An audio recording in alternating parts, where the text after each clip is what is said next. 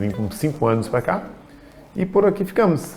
O pai, a mãe, né? E aí depois a gente foi se envolvendo em atividades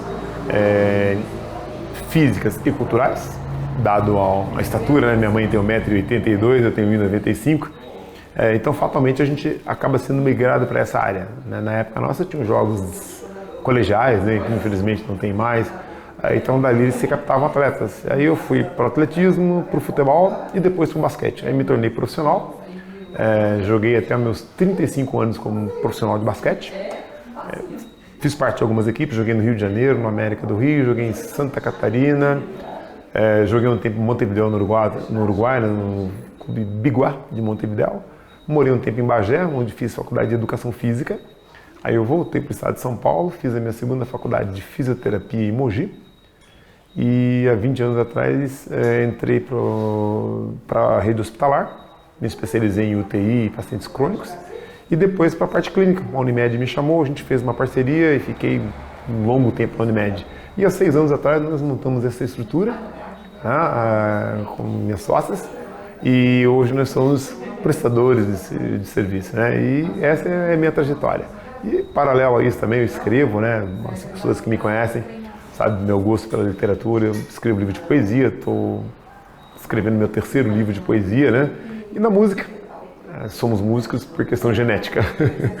Meu pai sempre falava, né? Na época dele não tinha exame de DNA. Então ele falava, se tocar é meu filho, se não tocar não é.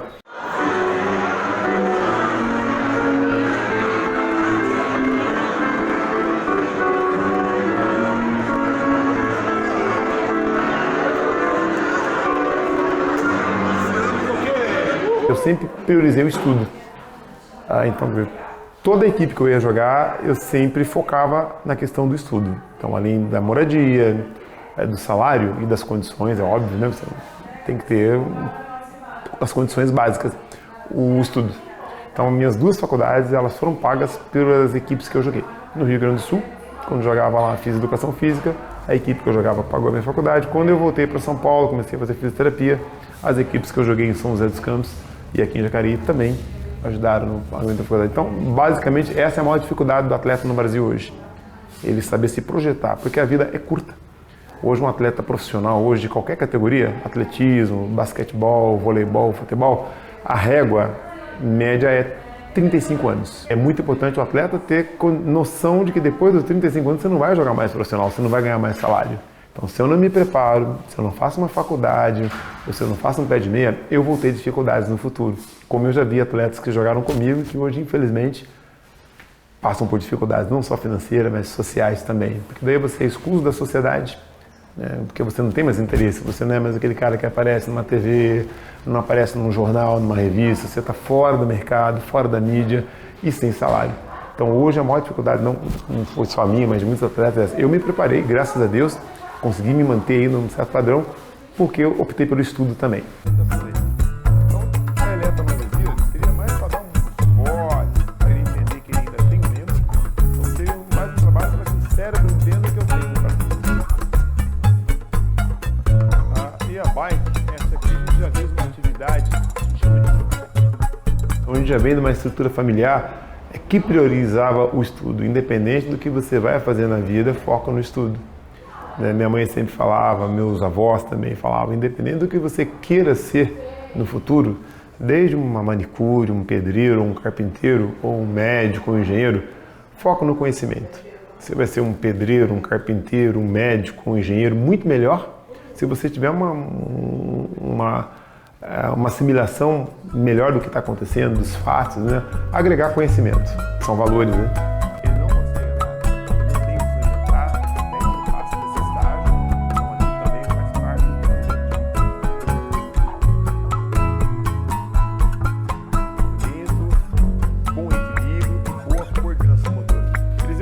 O que eu conquistei na vida como atleta, graças a Deus, não cheguei em seleção brasileira, né? Era o sonho de todo mundo, mas não consegui chegar. Mas graças a Deus consegui fazer boas amizades e portas foram abertas graças a isso, né? E hoje está na área da saúde, que é outra área também bastante gratificante. Você convive com pessoas, pacientes, profissionais da área da saúde, enfermeiros, dentistas, médicos.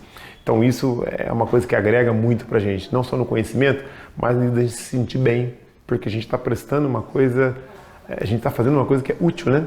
Que é promover a saúde, que é o bem-estar físico, social e mental. Então isso para mim eu acho que é o maior ganho de todos. Eu já tive alguns problemas, né, em relativos a isso. Algumas pessoas, infelizmente, elas associam a cor à sua capacidade, não só intelectual, como funcional também. E na minha área não é diferente. Não só com pacientes, mas até com colegas, né? E eu sempre digo, né, são coisas tão infundadas, né, e tão pequenas que eu não me permito nem debater, brigar. Eu simplesmente faço o que eu tenho que fazer da melhor maneira possível, seguindo aquilo que meus pais sempre falaram para mim e meus avós também. Você é o que é e o que você tem não tem como tirar.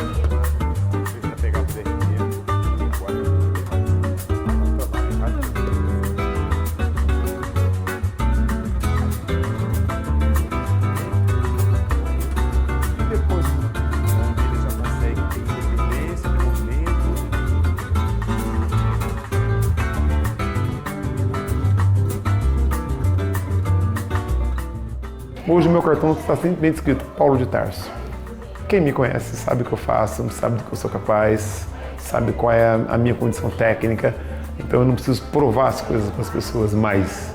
Com 62 anos, provar o quê para quem? Acho que ainda tem muito para correr, muito para oferecer, não só para pacientes, mas para amigos. Então eu creio que quando eu estiver no final da minha vida, quando eu estiver ali no meu leito, eu espero morrer em paz, tranquilo, aí eu vou poder falar, olha, eu me considero um vencedor, mas eu acho que eu ainda estou competindo. Mas dentro dessa questão de vencedor, eu já consegui muitas vitórias, já ganhei muitos prêmios. Né? Não digo prêmios financeiros, prêmios de vitória, de, por exemplo, ter participado, por exemplo, da reabilitação desse moço que está aqui.